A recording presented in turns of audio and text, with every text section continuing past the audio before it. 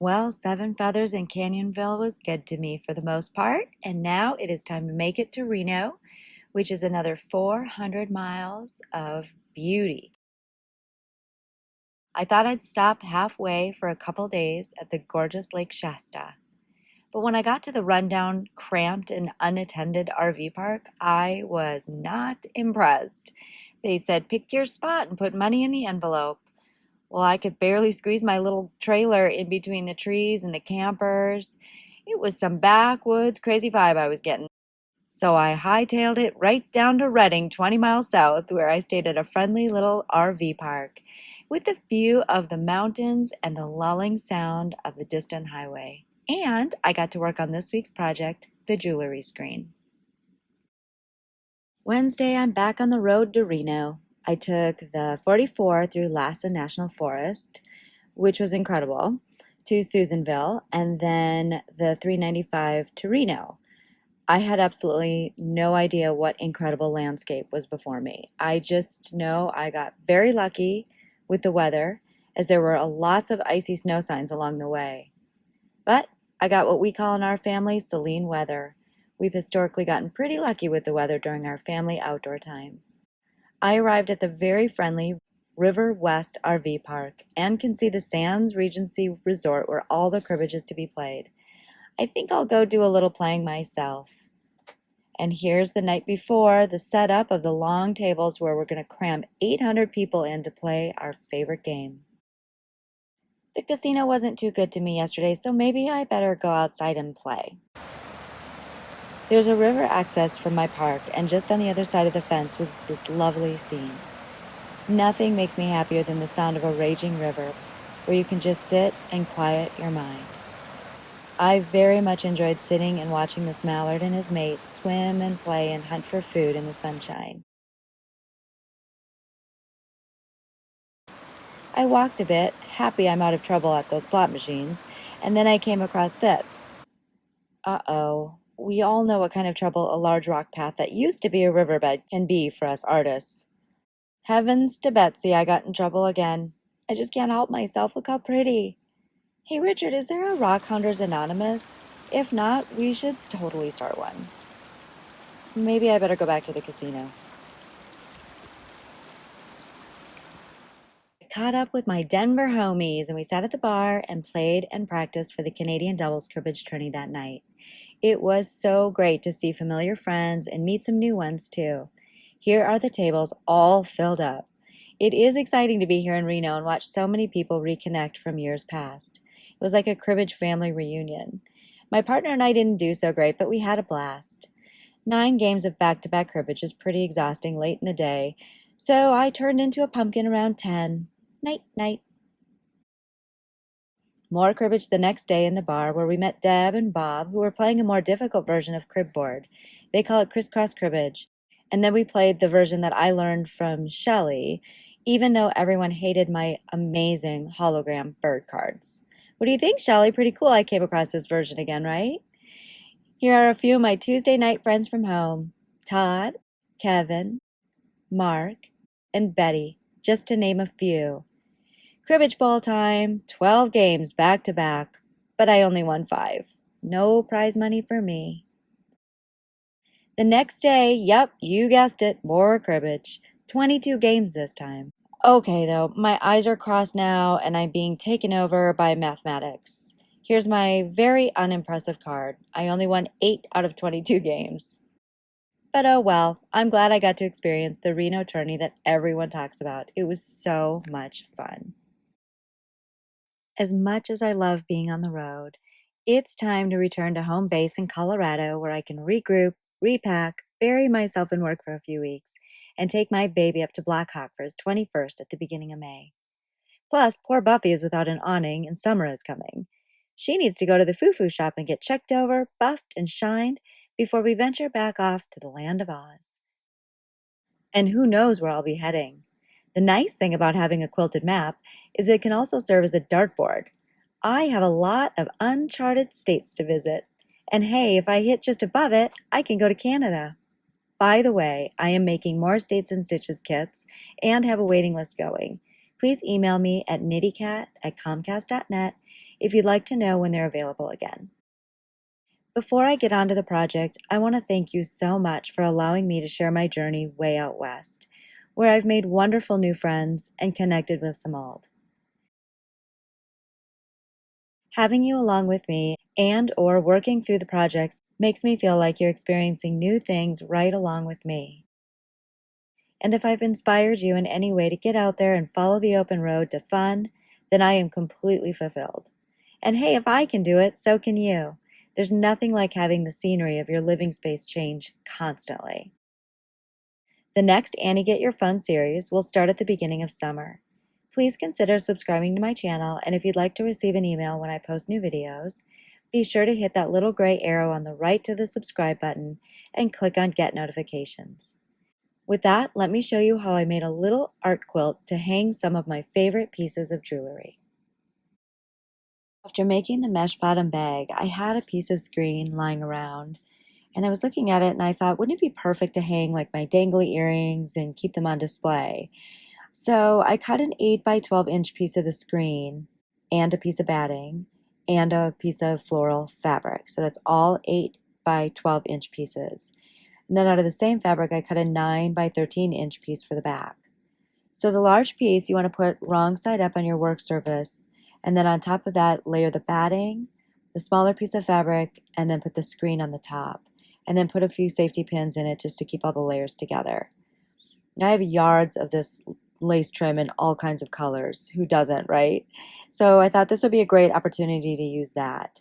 So I stitched it onto the sides. I cut 2 8-inch pieces and 2 12-inch pieces, and then with similar color quilting thread, I stitched it to each side, keeping it 1/8 inch away from the raw edges and working all the way through the back so you can base the quilt at the same time.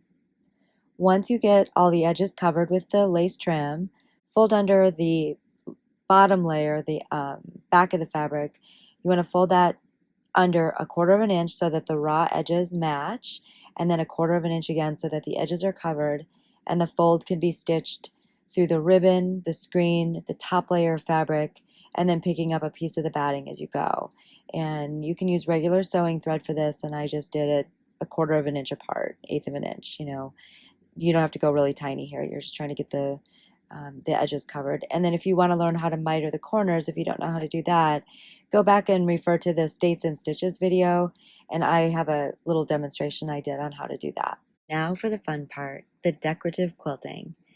I've got this one started, and all I'm doing here is working the split stitch over the orange background flowers with coordinating floss. Pop the needle in an inch or so away from the exit point in the path that you're going to stitch so that you can pick up and secure the tail as you go along. To work the split stitch, it feels like a back stitch, but when you come up, try and split the thread that you're working with as you come back through the fabric. If you miss it, you can always just pierce the fabric before you take your next stitch. This is a size 8 pearl cotton. You want to stay pretty thin with the flosses and the threads here, as you don't want to create too much bulk. We're just going for a delicate accent to adorn the piece and quilt all the layers together. Here I'm just working detail lines for these flowers and trying not to go all the way through to the back, except in a few places where I change direction. I might take a little stab stitch because I want it tacked down but not quilted too much, as I want the piece to remain relatively flat.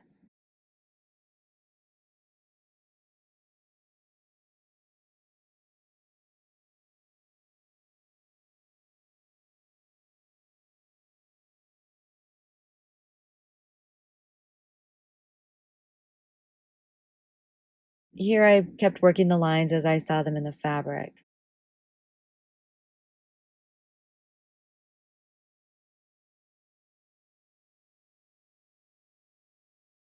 And when you finish the thread, come to the back, stab the thread itself, and weave it in a few inches and then snip it. And now I want to work on these red flowers. I want to do something a little bit different. So I have a size, I think it's somewhere between a 5 and an 8. It's a rayon thread, and I think it falls somewhere between there. I don't think it's as heavy as a 5. But anyway, don't go heavier than a 5 in this. And if you're using DMC floss, just make sure you're using 3 strands. Here I'm working lazy daisy stitches where each of the petals appear.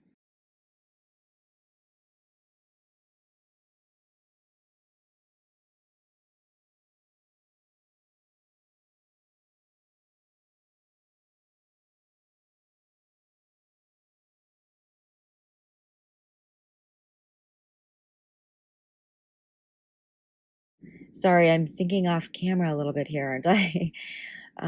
But basically when you come up, you know how to do a lazy daisy. I do this all the time in my videos.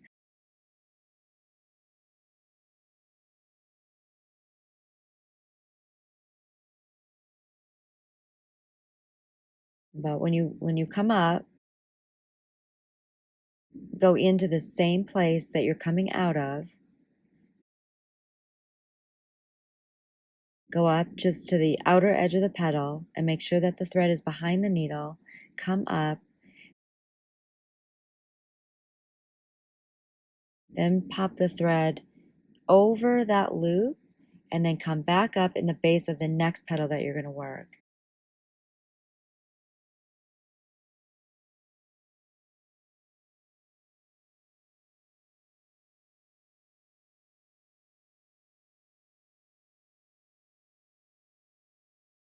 And then just keep working until you cover each one. And in this case, I have two red flowers that I'm going to brighten up a little bit. The yellow flowers, I used 3 strands of DMC floss to outline the petals with a back stitch, and then I used 1 strand for the detail lines on the petal's surface. I sewed a small cluster of black size 11 seed beads in the center of the red flowers, and then attached a light colored teardrop bead at the top of the yellow lines for the pistils. For the tan clusters, I worked a stem stitch using 1 strand of DMC for one side of the petal and 3 strands for the other side of the petals, giving them a bit of shadow. I also used 3 strands to work the stem stitch right on the stems. Here in the center of the cluster, I'm using a 4mm pink silk ribbon to work the ribbon stitch for extra texture. So what you want to do is come up through the base of the cluster, make sure the ribbon is lying flat, and then take the needle and stab in the middle of the ribbon about ½ inch away from your exit point. Coming through the base of the cluster again, pulling slowly so that the top of the ribbon folds into the triangle at the place that you stabbed the needle. Work a few stitches here and then bring it to the back of the work, stab the ribbon, and then weave it into the batting and snip it.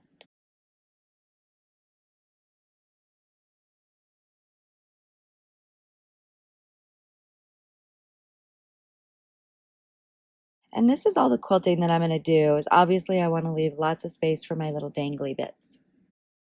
But I also want to be able to hang a few necklaces and bracelets too. So I'm going to upcycle this found object into a hanger. This bottle cap I fished right out of the Columbia River while rock hounding. What a fun, pink, kinky treasure. And look what it says on the back. I felt as if I was receiving a "you're on the right track" message from the universe when I found this one. To learn how to make this little treasure, please refer to the 4-part Scraps or Bust series here on my channel and look for the bottle cap cameo video. Here I'm using the same yellow size 8 pearl cotton to stitch and secure it onto the bottom of the piece so that I can hang a few things from the crocheted spaces. There's nothing better than cute and functional with a meaningful message on the back. So this had to go on this piece.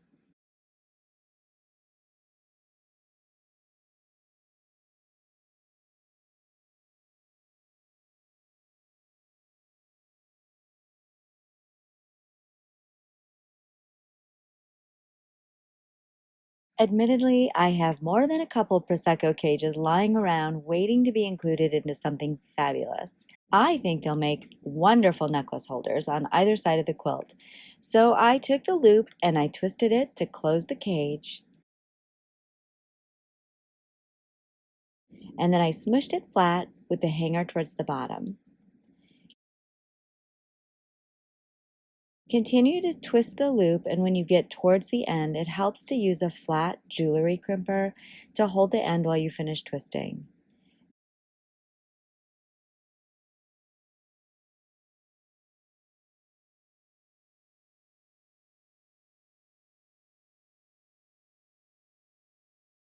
Then just curl up a loop to make the hanger.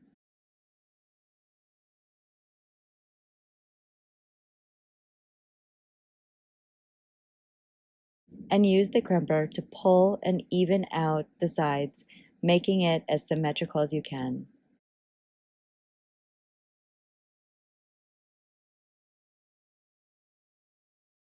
Use a few strands of floss to stitch them in place around the top, the sides of the cage, and around the bottom of the loop to hold them tightly in place.